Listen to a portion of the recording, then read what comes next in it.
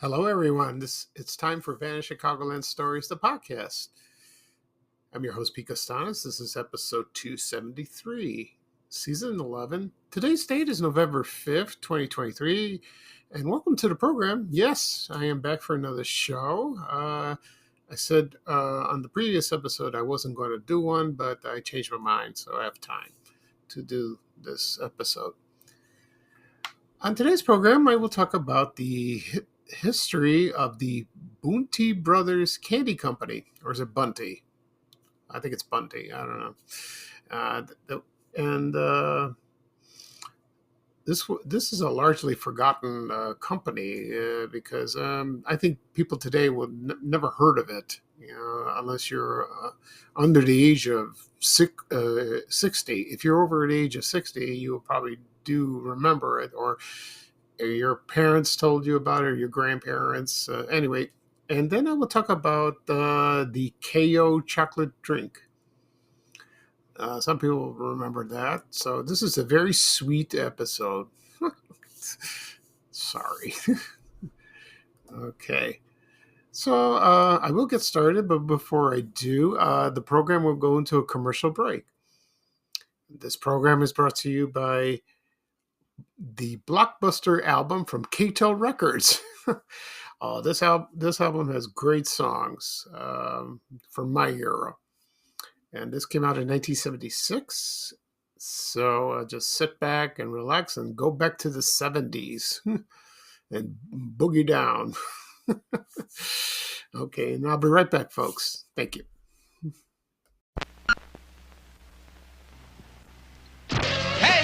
Presents Blockbuster, a great new LP, 20 original hits, original stars, KC and the Sunshine Band.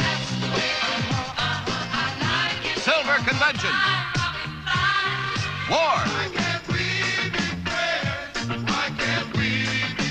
Leon Haywood. Average White Band. Alice Cooper, Edgar Wintergruth, Sammy Johns, David Loggins, Gladys Knight, Frankie Valli, and many more. David Geddes. The Hollies. Jigsaw. Blockbuster. 20 original hits, original stars. Be sure to get the best from K-Tel. LP $5.99, tape $6.99. Okay, everyone, I am back. I hope you enjoyed that commercial of Blockbuster from Kayo Records from 1976. Great songs.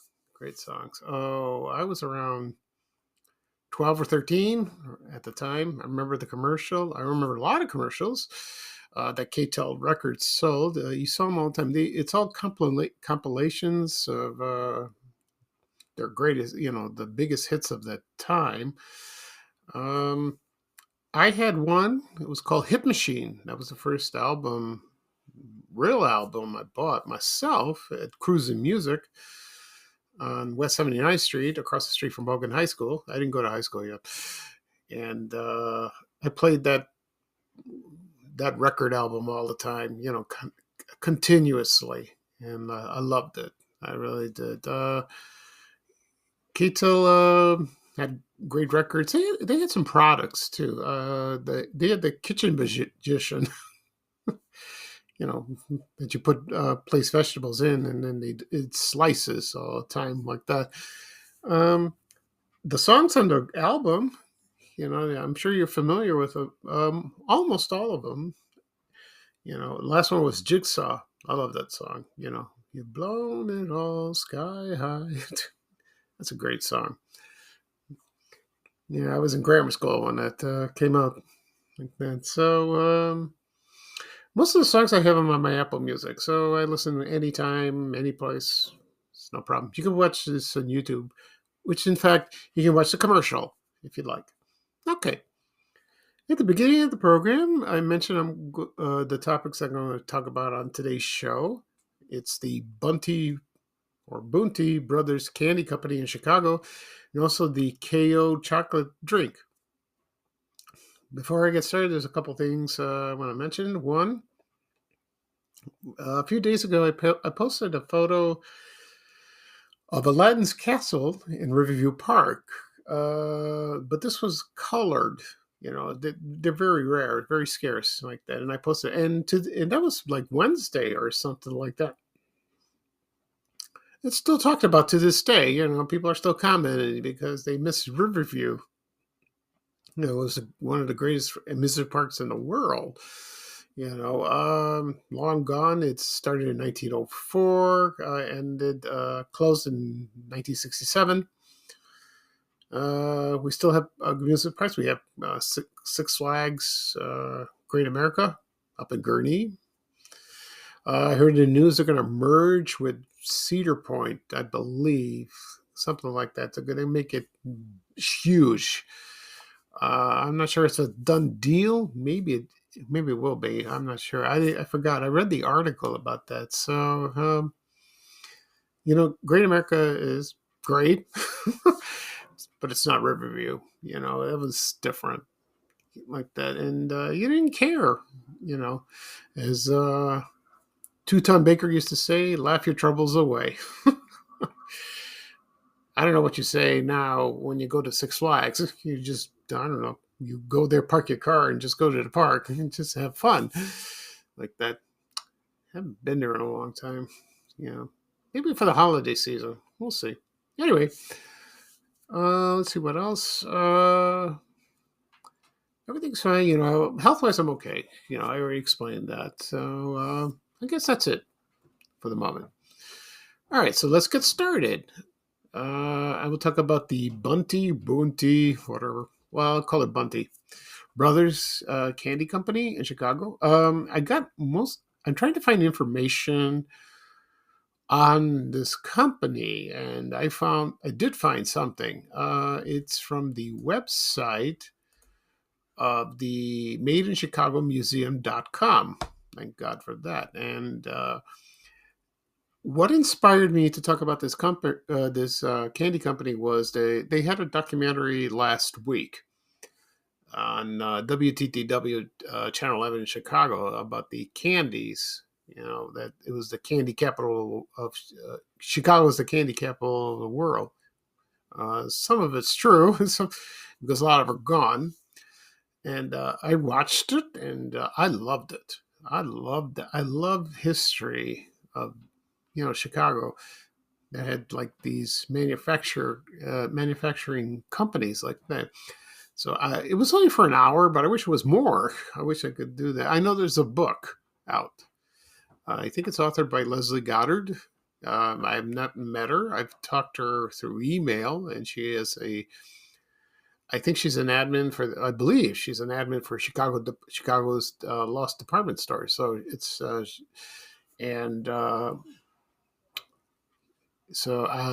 an exhibit now at the Elmhurst National Museum. I haven't gone to it yet. I will soon, hopefully next weekend. Have time, and sometime this week I'll go visit, because there's a book out. She asked me to participate in the book, but I was sick at the time, so I didn't. I missed that opportunity. I regretted that. So hopefully someday I'll meet her. And I am mentioned in the book a couple times, and that's kind of cool to see your name and your group, Vanish Chicago, in print. That made me very happy. Okay. So the Bunte brothers, they were founded in 1876, right after the Chicago fire.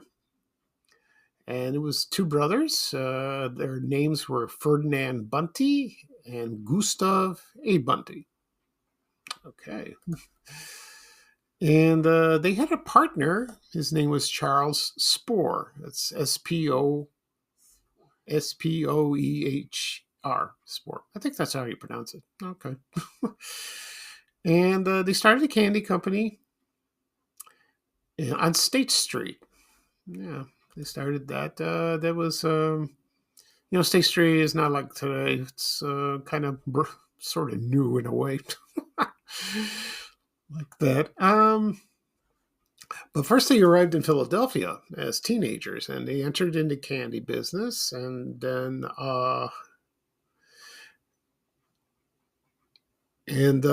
according to the legend, Ferdinand got started. He was had one little kettle in the back room of his store, and he started making sweets. And people got a whiff of them, and curiosity entered, and then history was made like that. And it got very popular. And you know what? They didn't stay long in Philadelphia, so there was too much competition. So they fled, and then they came to the Midwest, and they partnered with another candy man. His name was Charles Spohr, and to open a small shop at 416 South State Street. So that's about, I don't know, not Madison, more like Monroe. Yeah, Monroe or Adams, like that. And by the time when they opened in 1876, it got very popular, and then just got word that people were like lining up and purchasing this candy, and then they started advertisement like that. And let's see, so they tried to open a plant. Let's see what else. So I got to make sure. So they had to relocate to a bigger place, two larger facilities. One was 94 Wells Street. This is the map. The Chicago streets were different back then. And so it was like to 94 Wells Street, 83 Market Street, 70 West Monroe, and finally to a big factory at 141 West Monroe, which in fact is like 720. So that's about like east of Halstead. And that would remain and from the 1890s until 1920. And they did that. So, that's that area was very industrialized like that. And, but not only they had to cut corners too. I guess they were cheap. So, they're trying to make like that. So let's see. So, and then as it got popular, and then they started advertising, in the Chicago Tribune, I don't know about the Sun Times. That came much later like that. And then in 1903, Mr. Spohr retired around 1906. Yeah, he retired 3 years later. So, and then it was reorganized again as the Bunte brothers, or Bunte. And as the years went on, they produced these famous candies. One was Tangos, and the other one was Diana Stuffed Confections. Now, I'm trying to find out where they get the name of Diana. Could be a relative, or they just pick a name. I don't know. I wish I knew. And then they purchased an 8-story complex next to their existing factory on Monroe Street. And so they made it was a huge building like that. And so not only did they make candies, they also made cough drops like that. So let's see, I have some pictures of the candies. Let's see, I'll find it for you. Here we go. So yeah, so one was the Diana Stuffed. That's very popular one like that. Also, they had there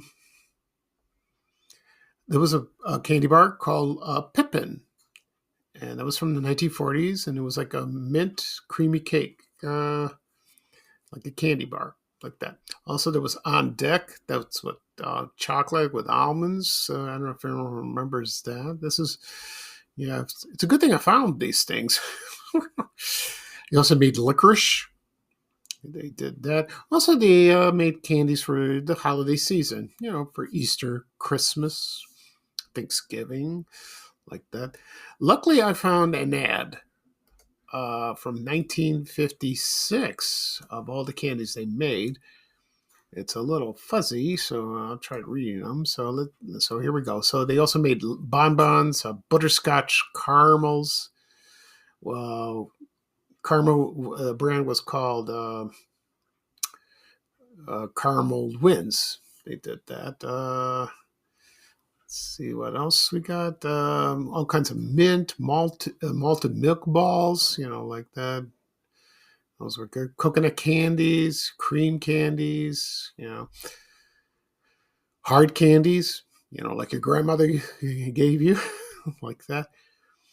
Ice candies, candies with jelly in them. They made kisses, probably got the idea from Hershey's. Licorice candies, lozenges, which I mentioned. Also marshmallow candies, mince nuggets. Let's see what else.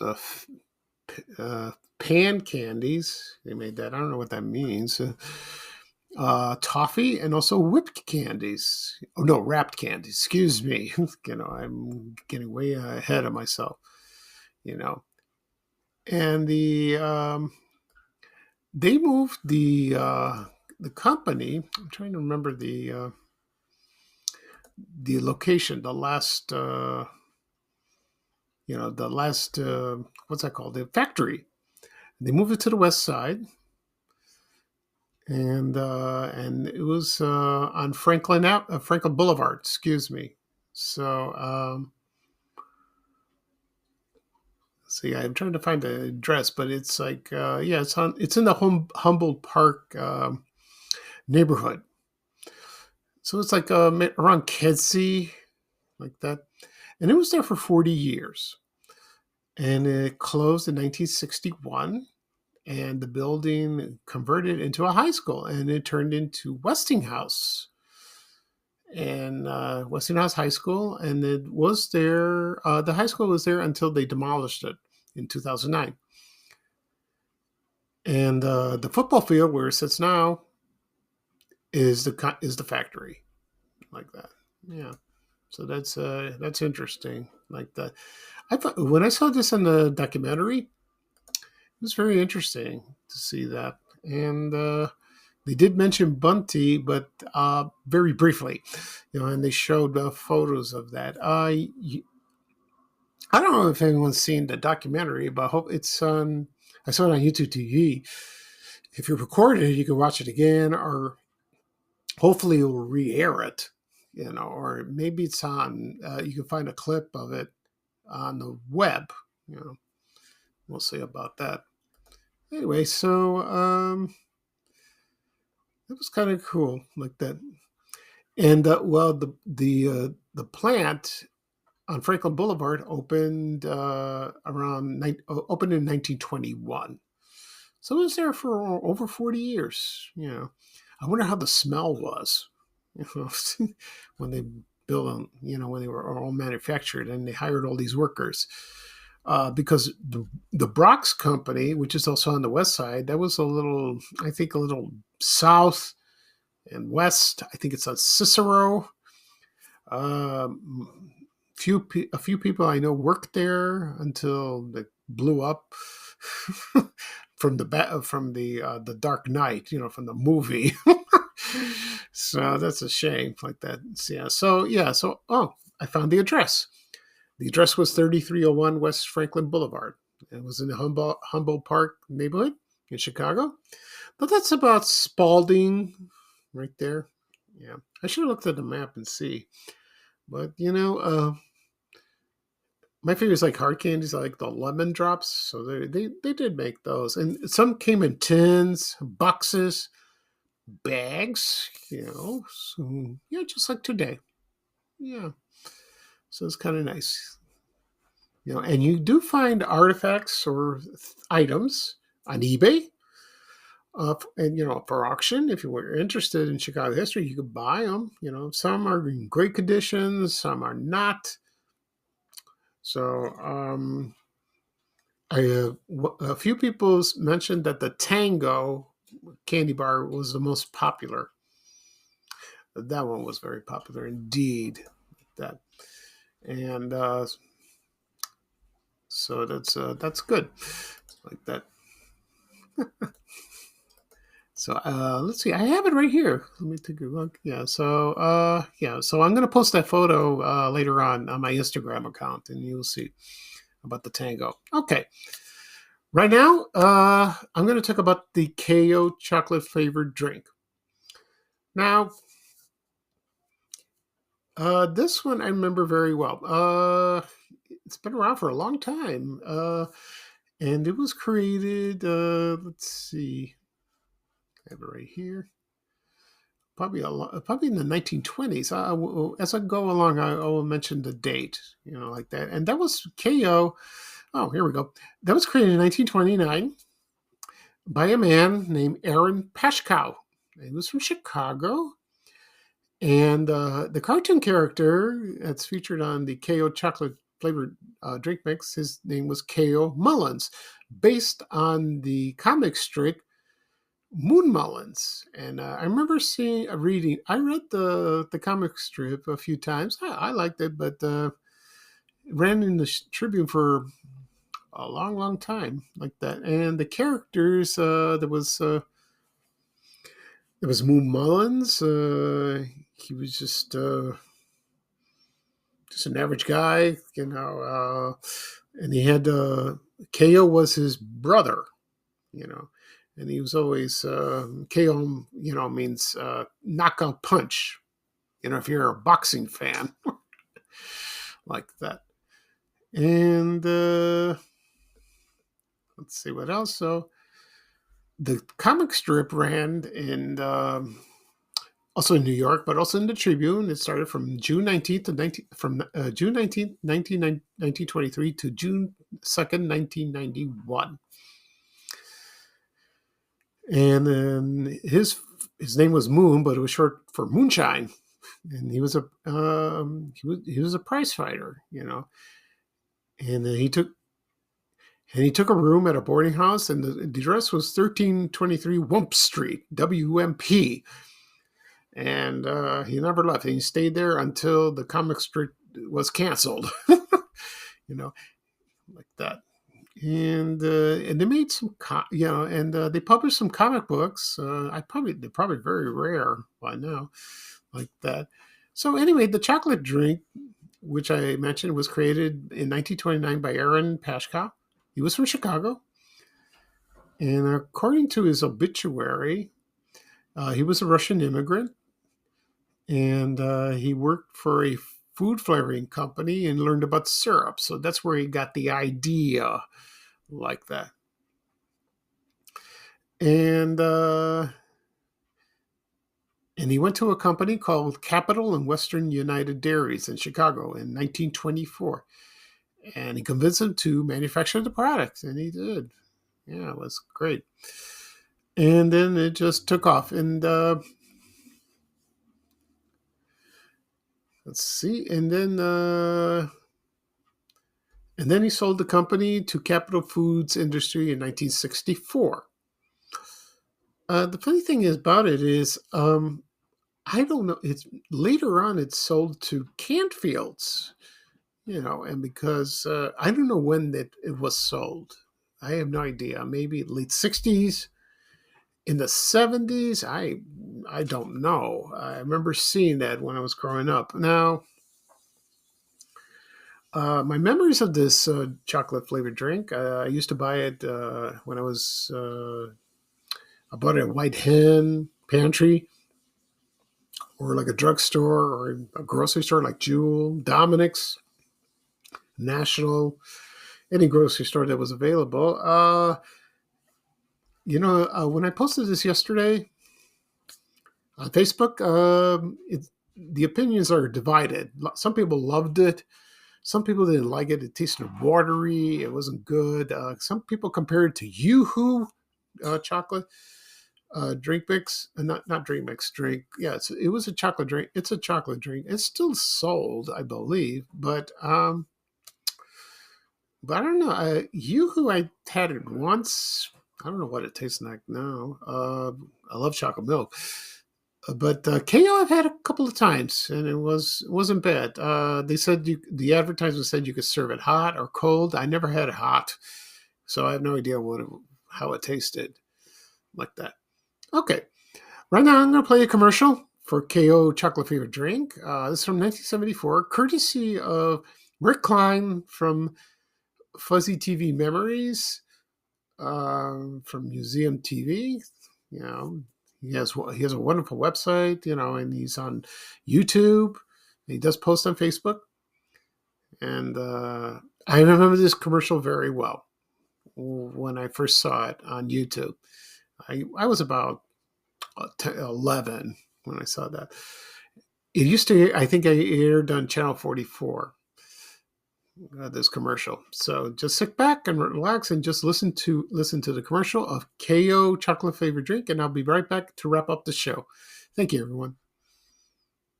A great world this would be if each afternoon at 3 every kid could have a can of KO. After school! Icy cold or steaming hot, what a flavor KO's got. If it's chocolatey as it can be, it's KO. KO, KO! If you want to spell delicious, here's the only way to go. Spell it K-A-Y-N-O-O-O-O-O. When you've got KO on your mind, you'll accept no other kind of chocolate drink. You'll have to think about it. KO, KO, KO, KO, KO, KO. Okay, everyone, I am back. I hope you enjoyed the commercial for KO chocolate drink, chocolate flavored drink, excuse me. And that is from the Museum of Classic Chicago Television at fuzzymemories.tv by Rick Klein. I get the whole thing. He's a very nice guy, and he's got a treasure trove of wonderful videos on YouTube. You could spend hours watching this. I have. I'm guilty of sin, because I don't know. I enjoy going back in the past and watching newscasts and commercials and TV openings and all that. So that's kind of nice. Okay. I don't know when it stopped manufacturing, maybe around the 80s. And according to some websites, let's see. So it was sold to Superior Coffee and Tea, and it's a powdered hot as a hot cocoa. I went to the website and I saw it, and I think it's Canadian or something like that. I don't know. I have not seen it in Chicago or maybe in this country. So it's still exists in some way. A few people mentioned on my Facebook page that it's compared to diet chocolate fudge drink from Canfield's, and I used to drink that. I had the regular one before, and sometimes that was watery, sometimes it was good. I found it delicious. It was great like that. Because, like I said before, I love chocolate milk. I remember when Dean Foods made Chocorific. They have chocolate milk, but they had Chocorific, and you buy it in a gallon. Oh, that's good. Chocolate milk is fattening, but at least it's healthy in the same way. Oh, that's nourishing like that. So that's a great product from another great product from Chicago, which is kind of cool. Okay, so that's it for this program. I'll do a recap of what I've talked about. I've talked about the history of the Bunte Brothers Candy Company in Chicago, or Bunte, and the Kayo chocolate flavored drink that was also made in Chicago. And this podcast will be published later on today, wherever podcasts are available: Apple Podcasts, Google Podcasts, Spotify, Amazon Music. also be published on my blog, www.vanishchicagoland.blog. And also on my YouTube channel, Vanish Chicagoland Stories. Subscribe. I've said this many times. If you want to listen, go to YouTube. That's the easiest place to listen. On your laptop, your desktop, your phone, your tablet. Your iPad, and you can just listen in and hit subscribe to get notified for more episodes. You can also scroll through to listen to past episodes. Also, it'll also be posted on my social media accounts: Facebook, X, formerly Twitter, Instagram, Threads, and Reddit. By the way, if you're on LinkedIn, it's there too. I know it's, but I posted it anyway. But surprisingly, a lot of people like it to listen there as well. Yeah, I get a lot of feedback and some likes of that. Not too many, but some likes. Okay.